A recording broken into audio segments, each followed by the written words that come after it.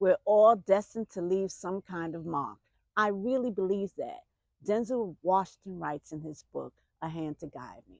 He says we're all meant to walk a certain path at a certain time in a certain direction for a certain purpose. But I also believe, he says, we miss our marks from time to time.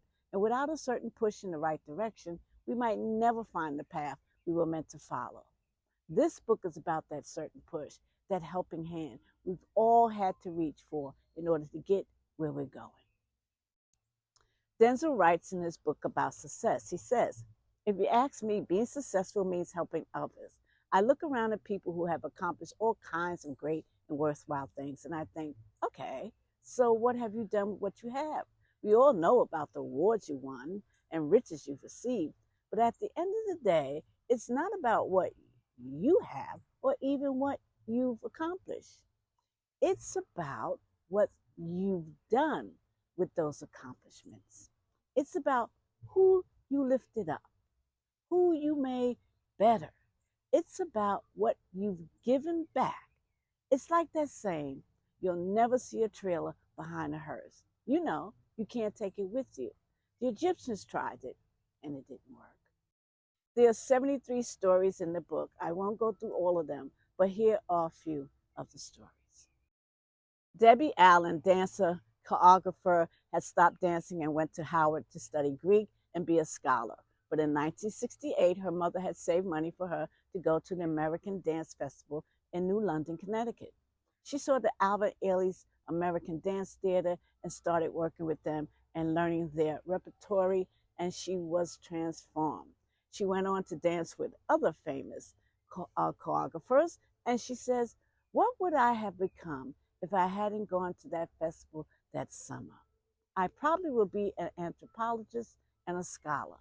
But when you're a dancer in your soul, it's hard to walk around with that. It's like a river. You can't just jump across that river. You have to swim through it and start dancing again on the other side. Omar Gooding, actor. Omar said he grew up through hard times, sleeping in cars, living in hotels, and it was rough. So he grabbed onto acting because of the adventure, the escape.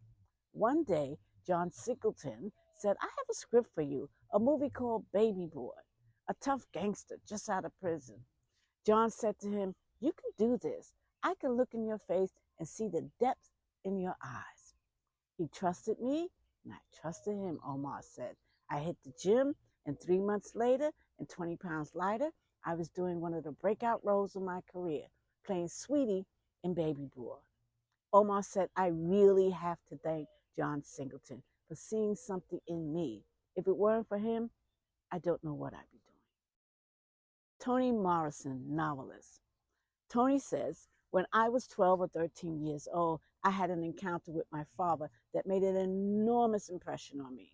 I was working after school as a cleaner in a woman's house and not doing a very good job. I didn't know how. I scrubbed floors on my knees and she had a mop. I had never seen a vacuum cleaner. The money was small, but it was everything. And at some point, I complained to my mother about the woman who hired me. And my mother said I should quit. But obviously, I know I wanted those few coins, so I didn't. And yet, when I spoke to my father, he just looked at me and said, listen, you don't live there. You live here. Now, a lot of times people say simple things, and it's not so much what they say as what you hear. And I heard, Toni says, do your work well, not for who hires you, but for yourself. I heard, you make the job, it doesn't make you. I heard, you are not the work, you are not the job, you are the person.